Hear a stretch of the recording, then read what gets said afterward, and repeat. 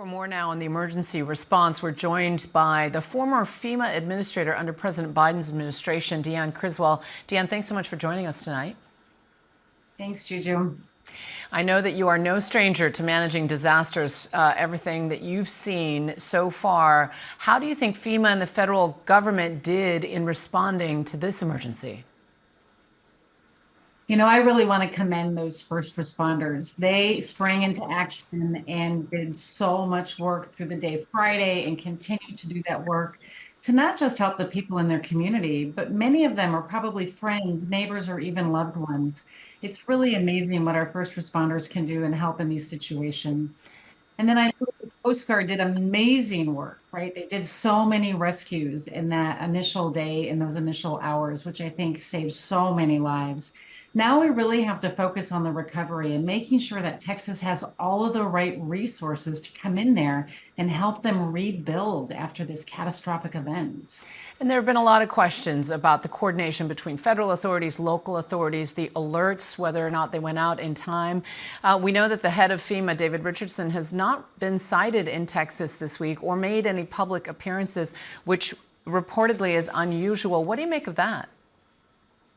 Well, I know during my time, and what I would do is that I would go out into one of these events, hopefully within 24 hours, but maybe 48 hours after the event happened. Because for me, it was so important to talk to the people that were impacted, to see the devastation with my own eyes, so I could make sure that I was sending the right resources to help the state, or even help anticipate what they might need, because they're so overwhelmed with the just mere magnitude of that response. It's really hard to direct resources and provide clear direction to your team if you're just sitting in an office in Washington, D.C. Really being able to talk to people is what makes the difference, at least the way I wanted to approach it, and putting people first in everything that I did.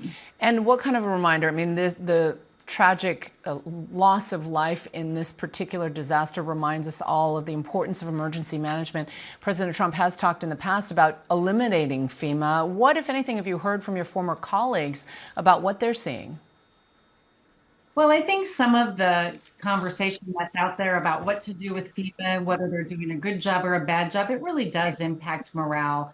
But at the end of the day, the people at FEMA, the women and men at FEMA, are some of the most dedicated public servants I have ever worked with. And I know that they are trying to do everything that they can to make sure that they can help this community, as well as continue to work with other communities in their preparation and their planning, so they can anticipate events like this, because we're seeing these record-breaking events month after month.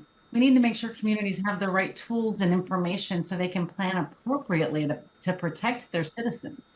And as we reported today, President Trump was out in the disaster zone, and a lot of talk about, good federal emergency response. You are out with a new op-ed today saying that if we continue down this path of dismantling FEMA, we're not just inviting disaster, we're guaranteeing it. How might this disaster have looked different if FEMA had already been disbanded? Well, I think, the initial response from the state and the local responders is what we always see. Always respond, and they manage these disasters. The federal government comes in to support them. And I think we ran into an issue of whether or not FEMA should come in, and should we just let the states manage it. And this was a terrible event, but it's a state that actually has a lot of capability. What if something like this happened in a different state and they didn't have those resources to come in right away, and we're trying to decide whether or not FEMA should come in or not? Those are the kind of questions that we had in place before Katrina. We've made so much progress since then.